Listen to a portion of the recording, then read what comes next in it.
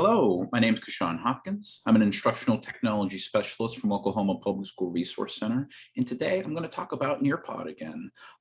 This is kind of an extension of my revisit from some previous tech talks that I've been doing. So I finally land back on Nearpod. There's just so much to talk about. I could probably do another one of these after this, but for at least this one, I'll be talking about a few things that I didn't get a chance to talk about last time. I'm also going to be joined here with my colleague here. I'm going to let him introduce himself. Hello, I'm Kurt Bernhardt. I'm the Director of Technology for OPSRC. Kashawn and I make up the tech team here. We're here for anything you need technology-wise. If you ever want to reach out to us, you can do so at techteam@opsrc.net. Got it up there. If you want access to these slides while you're watching this much later, watching this now, you have it here. I'm going to read it out since it is case sensitive. So this is lowercase t period ly / uppercase h, uppercase r, lowercase z as in zebra, lowercase I. You should have access to these slides, and they have all sorts of wonderful resources on them, which I'll showcase a little bit later. Additionally, like I said before, this is a sort of sequel to the last Nearpod Tech Talk that I did a little while ago. If you ever want to catch that or catch any other resources, you can do so at opsrc.net /tech talks. I'm just going to spend a quick moment over there because I think it's worth just seeing the page over here. We've got our upcoming tech talks up at the top. You can register for them. We have a place where you can suggest a future tech tool. And at the very bottom, we have my archived tech talks down here, every single one that I've done from February all the way to my recent ones over here. And you can catch the Nearpod ones that I did back in June. Not only that, we have recorded videos, which in fact I'm doing one right now. And we also have presentation slides that you can download or share with anybody that needs some help. So if you are familiar with Nearpod, if you already use it in your classroom, it's probably fine that you watch this one. But yeah, if you have no idea what the Nearpod is, probably shouldn't start with this one because I'm going to make some assumptions that you already know how to do certain things here. So you could take a moment and watch it and come right back. We'll still be here. In fact, we'll probably have the new Nearpod one down here. You're probably watching that right now. Okay, real quick schedule, just so I stay on track and keep my timing correct on here and you know what's coming up. I already did my introduction. I'm going to share my objective in a bit. Next, I'll talk a little bit about technology integration, give a little rationalization for why I think this tool is cool. Like I usually do. Next, I'll answer questions specifically about Nearpod. I did that before my first one, so I'm going to give a little bit of an updated version this time around. Next, I'm going to spend majority of the time here with a tool showcase. That is where I will talk about some of the new stuff that I want to bring in. And finally, I will wrap things up by sharing pages of resources, I call it goodies, a link to the evaluation, and answering any questions that you might have. So without further ado, let's get started. First of all, my objective. After this training, teachers will be able to integrate Nearpod in their classroom to help students achieve their learning goals. That last little bit, don't forget when you're integrating technology in your classroom, make sure to keep the results in mind. What are you trying to get out of that piece of technology there?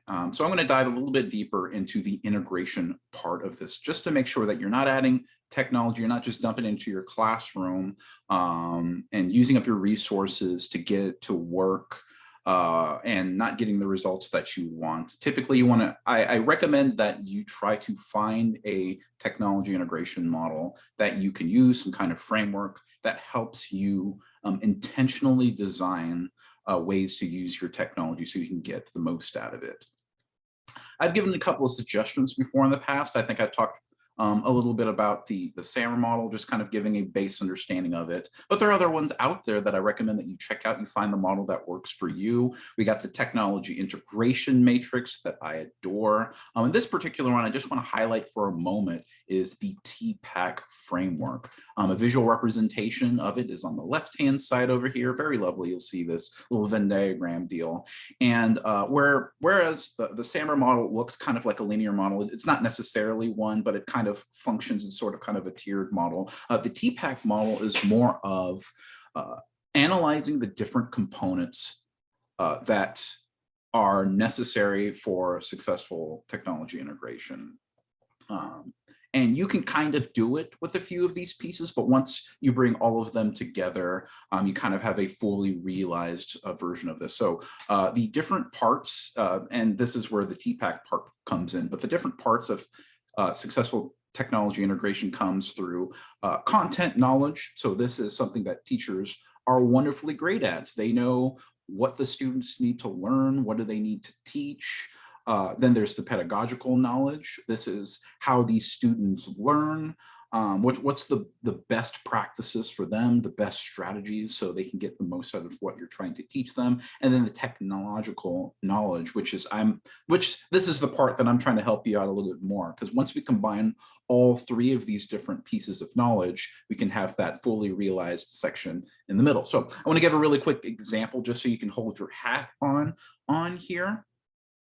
And math is pretty close to my heart. It's where I got my start whenever I was in education. So this is me kind of planning out a lesson, trying to intentionally fit in the 3 dimensions of technology integration, not only having that, but just kind of looking at the different relationships here to make sure that I'm not forgetting a piece here. And I think it's about finding the right tool for the right job here. So under the content knowledge, a question I might answer is, what am I teaching? In this case, I would probably refer to the standards, look at the student's age, and determine, okay, I probably need to work on equivalent fractions on here. So something that's appropriate for your students. For pedagogical knowledge, I'll look at and ask the question, and this is not the only question, but this is just an example. How do my students best learn? In this case, one of the ways that you could approach this, not necessarily have to do it this particular way, there could be other ways that you could look at this, but an example I'm using is actively exploring a model in a variety of ways. Give them multiple modes of engaging with this lesson here. And then finally, the technology knowledge here, I would probably ask the question, what tools support this learning appropriately? So how do I take these 2 things that I have here and take a piece of technology to support both of them, to kind of glue all of this stuff together? An example of this is I have a what's called a PhET simulation. This is made by a company that creates these really lovely math and science simulations out there. And there just so happens to be one about comparing fractions here in a bunch of different ways. So an example of that would be something like this. It's like an equality machine on here. Equality lab is what they call it down here, where you can compare circles to each other. I can adjust the fractions down here so I can see that one whole circle is equal to 2 halves circles on here, and I can adjust the denominator so I have different representations. And not just circles, you don't have to just use pizza, you can use fraction strips, you can use these little bars, these 3D models, and having these different modes gives my students an opportunity to engage with equivalent fractions in so many different ways. They can start to see, oh, there are a bunch of different ways. It doesn't just work for these circles. I have these lines, I have these, there's these fraction bars here as well. You can make adjustments. It's just great. And technology is enabling that active exploration model on there. Okay, I could talk about TPAC all day, but I think that gives you at least one example of how this can be used, and try to think of a way that it could be used in your classroom. Okay, a little bit of rationalization real quick. Why I think Nearpod is a fantastic tool is that it can hit a couple of different ISTE standards. On here, I have a couple of student ones on here that I think apply to Nearpod, one of which is being a empowered learning, being able to demonstrate learning in a variety of different ways. An advantage that Nearpod has is just there's just so many activities that you can have in there and so many pieces of content. And I'll show you how you can insert some of that into your Nearpod slides. I have, it fits the knowledge constructor standard on here, because students, it's all about having them work on it, like turning something that would typically be passive learning and handing it over to the students and having them work through it. You'll see it especially when I show you how to turn lessons into a student-paced lesson. And of course, we have creative communicator down here. Students are creating their own works. They're communicating their ideas in a variety of different ways. It's just giving them so many more options out there. So that way they're just not being taught one single tool in one single way, kind of a unitasker type of way. They can explore, they can say, okay, I know how to use all of these tools and I have the knowledge and I can apply it in a certain way that allows me to pick the tool that I need to use for this job and create potential solutions to these problems. So yeah, it hits these up. It might hit other ones as well. You might make an argument for them, but at the very least, I know at least boom, boom, boom hits those 3 standards there. All right, finally, some questions specifically about Nearpod itself. I got a nice little definition up here just in case you need it, but I also have an updated version of things you can do for your classroom, things that we're going to try to focus on for the for my showcase part of this. And so one thing is that you can insert up to 10 different activities and 12 different content slides on here, which I'll go through a couple of those in a little bit. You can choose to do teacher-led lessons or student-led lessons, and the student ones is where kind of like that asynchronous learning comes into play, and I'll show you some examples of things you can use for that. And you can also import content to enhance the lesson. So yeah, lots of options. One of the things that I really think is a huge boon to Nearpod is the fact that it has just this robust library that you can access. I showed a bit of that for wholesale lessons, but there's also content stuff up there that I want to show you. So yeah, I'm excited about this stuff. Let's just jump on in, go back to the place we are familiar with, which is Nearpod. And yeah, let me gab about this for a bit. First of which is top right-hand corner. I'm going to click on that little person symbol up there on the very top right. And then I'm about to click on lesson settings in a minute, but keep in mind for free accounts, you have an 100 megabyte limitation on free plans on there. So if you're important stuff in there, just try to keep in mind, there's some files that are bigger than others, particularly like video files, which I'll mention a bit later, but let me go into lesson settings here. So a few things that I want to point out here, starting from the top, working my way down, we have Enable Immersive Reader. I think this is a fantastic tool. I talked about it a little bit more extensively in my Flipgrid sequel in there, and I feel like I've mentioned it a couple of times before, but definitely take a look at using this and enabling it. If you go and click on where it says Learn More, it will give you an idea of where it can be used. So if you have like an open-ended question, quiz, poll, draw, matching pairs, created slides, any of that stuff, it can actively translate things from one language to another. It's not perfect. It's kind of like a Google Translate type deal, but it's real fantastic. I highly recommend that you check this particular feature out. Next is show quiz and multiple choice results in student-paced mode. So if you do want students to take a Nearpod lesson, work through it, but do it in kind of like a check your understanding part. Like it doesn't matter if they know the answer before, like if they at least try, then they'll get the answer afterwards. This is good for there. You can kind of determine whether or not you want to use this or not. Next, we have Enable Collaborate Board for student-paced lessons on here. So this kind of works if you've ever used Google's Jamboard, also got a TechTalk for that as well. But for the most part, you have like little sticky notes that people can post things and you can post images. If you allow this, you can also allow the option to monitor what gets up there. You can choose to pre-approve posts or delete them entirely, but you will need to enable this before you can use Collaborate Board as an activity for your Nearpod. And then finally, probably most importantly out of here is require student responses and prevent skipping in student pace mode. Yeah, if you want them to make sure that they are working through your Nearpod in order, they have to answer to move on type of deal, definitely turn this on. Or if you want them to watch a video in its entirety, instead of having them skip around through the video, make sure to turn that on. So if videos are an important part of your Nearpod, make sure to get that going. There's a big explanation of that down over here. They've done a wonderful job with the descriptions. But yeah, those are just a few features that you should keep in mind. One of them that I do want to point out, though, is Enable Student Notes. Unfortunately, I can't turn this on because it's a premium feature. So just keep in mind the limitations here. So I do want to suggest these tools, but I just wanted you to keep in mind there are limitations even in the free accounts on here. But you know, you get the core of it at the very least. All right, let's take a step back. I'm going to click on the Nearpod symbol in the top left-hand corner. Don't forget, no matter where you go, you can go up there and click that.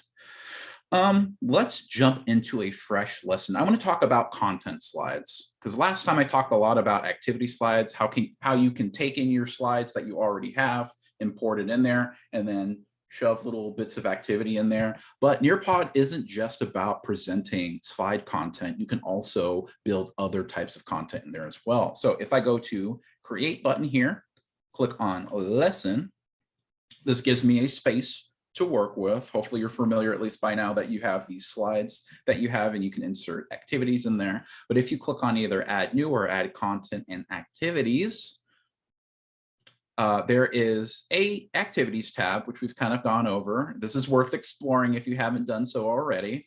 But if you go to content, there's all sorts of other goodies other than just slides and the things you import. Like for example, I could go to video. If I click on that, I can get a video imported in here. If you do that, your very first tab is a wonderful little video library of things that are created by people from Nearpod. You see these are Nearpod originals, so these are built out from some experts here, which is really great. Look how positive these look.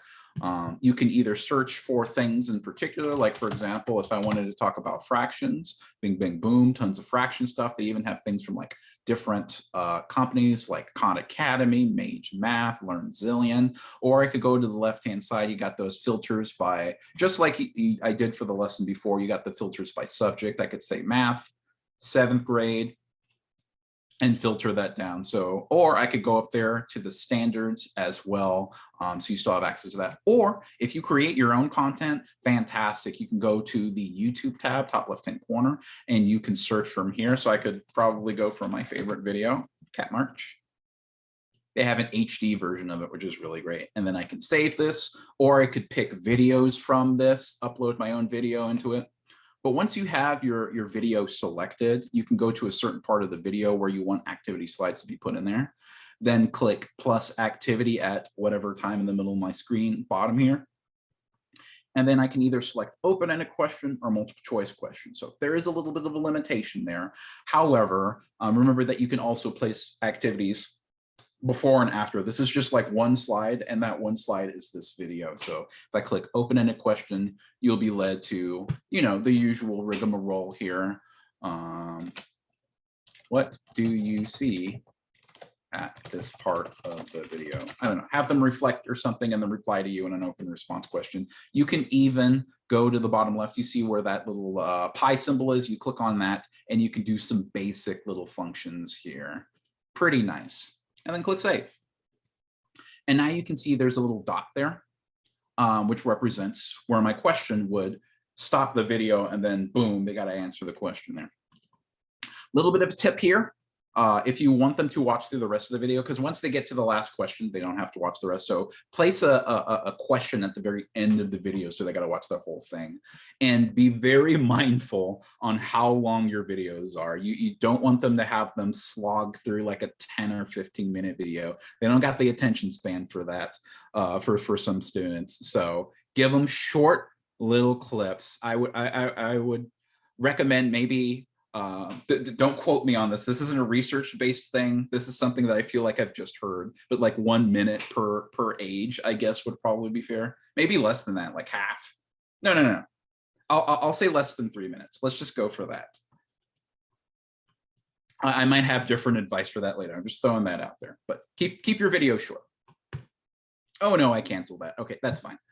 Next piece of content, web content. You can pull things like, you can just copy paste a URL and have it dumped in there, which is really nice. So you can go to like, I don't know, a museum exhibit on a website, copy, and then paste it in here. And then now you have a little slide, a little site on there. Now, it does give a suggestion. It says, remember, some websites might be blocked by your school. So do keep that in mind. You might want to grab those URLs while you are using the school account. Otherwise, you know, you'll have some unfortunate surprises when you get in there.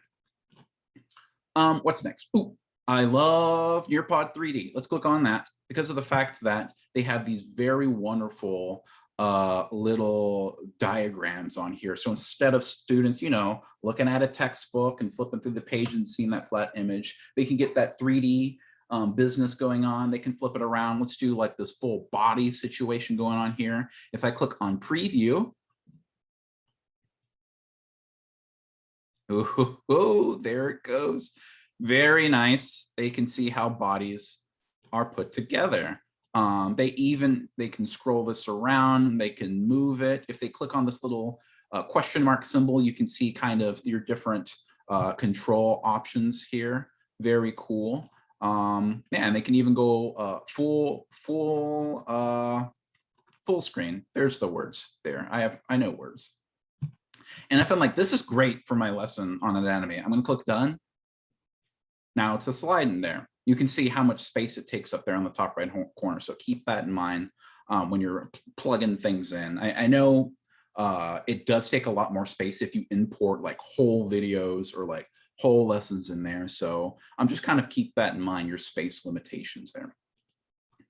All right, what else we got? Oh, VR field trip. Here's where I'm going to knock your socks off.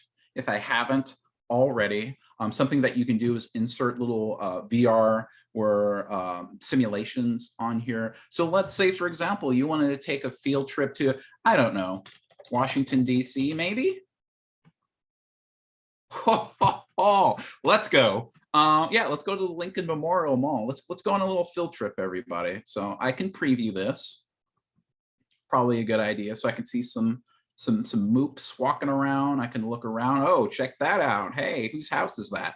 What's the rent like? I could click enter VR and it gives me like the simulation situation on here. So like if you have your own VR equipment on here, you could simulate what the student experience is going to be like. You could be like, students, turn over there, take a look.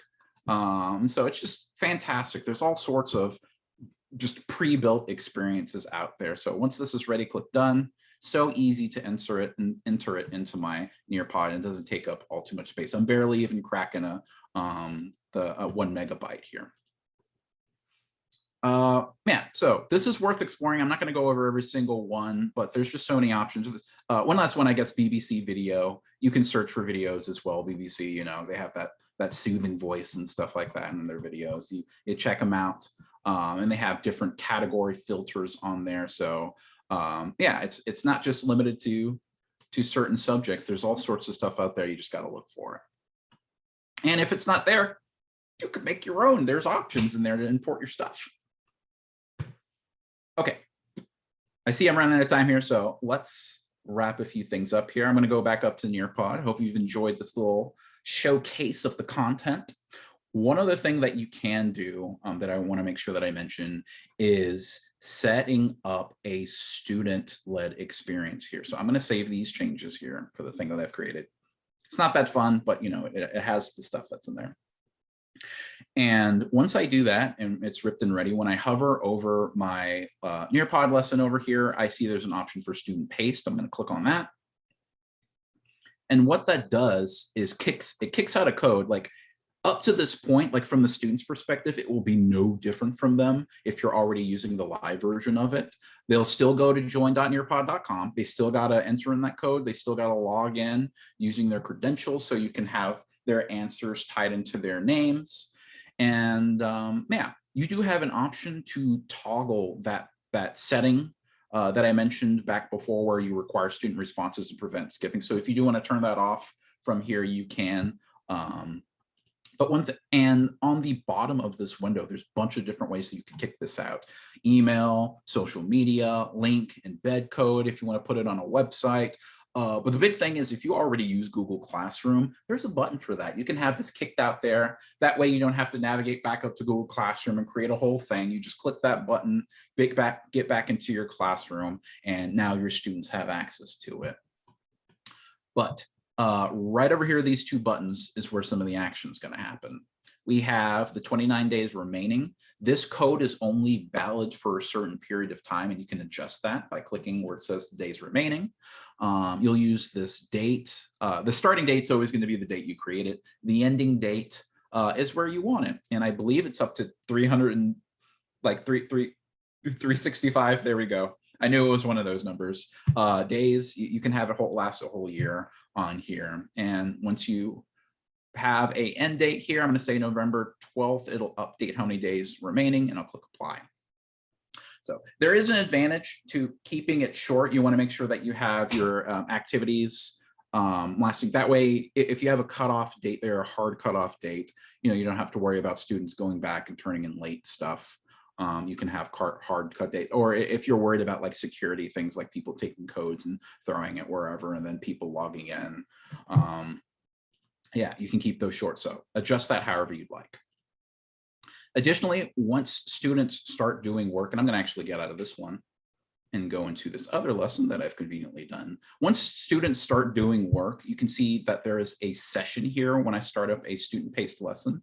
So if I click on that session and then click View Progress, it will have me go through it's the same teacher view that you would typically do for a teacher lesson, but instead you're not controlling the slides anymore. Students are going in their own time, going through, working through this stuff. So you can go through these slides just like before, and you can see what progress students have made. Either it's a drawing lesson, or you could do a collaborate board. You can wholesale approve student comments as they show up on here.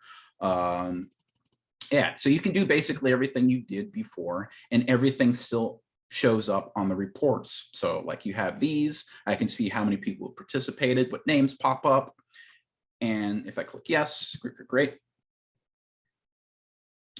And I can still go to the reports and go over to that lesson. So that was the Tech Talks, and yeah, this session right over here. And I can still get the same reports that I had before, and I can still download them out. So all that's access to you. It's all about just like who's kind of controlling the lesson here, and giving students the opportunity, just kind of practicing it. I know that kind of builds anxiety to hand the control over to the students, but having them take that ownership of what they're learning is so powerful and such a motivating force on them to have students be more active participants in their own education there. One last little bit here is if I click on the three dots here on any of these boxes, I can click export to PDF. I can either choose to have that go to the Google Drive or have that download locally. One really nice thing about this, I'll just show this really briefly, is the fact that I can open up that version of the Nearpod. Now, it's not going to have full functionality, like if you throw a video or something like that, but if they have things like open-ended questions, you can have students go in here, and this is a fillable PDF. They just fill out the parts. You'll probably use basic activities like, open-ended questions or multiple choice. Keep it real simple if you want it all to work. Otherwise, you'll get something like this. Like this is a 3D model, and it can't show a 3D model in PDF, but it does add the link in there. So if you want kind of like a lower tech version that works, you can do it from here. And then all they need to do is go up and save it, save a little copy, and then they could, like, I don't know, put it like on Google Classroom or wherever you might have it. But yeah, there's lots of options for student paid lessons that I could see working, like setting up like a bunch of little stations for students to work with in small groups, have them pair up at work together. I could see them doing it at home, working with their parents, going through the lessons and the slides, just basic bits there. Or you could do a flipped classroom situation, like have them preview the content before they get into class. And then when they get into class, you just spend all your time with discussions and hands-on activities there. So lots of options are enabled by the fact that student paced is just another option you can use. And it's not all that much different from live participation. But I am going to leave that up to you. All right, I am wonderfully out of time. So let me, I could keep going, but let me wrap a bit of this up. First of all, thank you so much for listening to me talk about Nearpod, just gush about this tool that I absolutely adore. My last couple of slides are dedicated to goodies. I've updated the links on here, so go ahead and check them out. I think they're all great. I have a page dedicated to technology integration. Stay tuned. If you are interested in this stuff, there's going to be more stuff coming up with this very soon, I promise you. So check them out if you want to already. And then my last page over here, I have a link to my evaluation. I'm going to read it out real quick since it is case sensitive. That's lowercase t period ly / lowercase g z as in zebra uppercase k. Just as a reminder, I'm Kashawn Hopkins. I'm joined here with Kurt Bernhardt. He's our technology director, and together we make the technology team, which you can reach out to techteam@opsrc.net right there.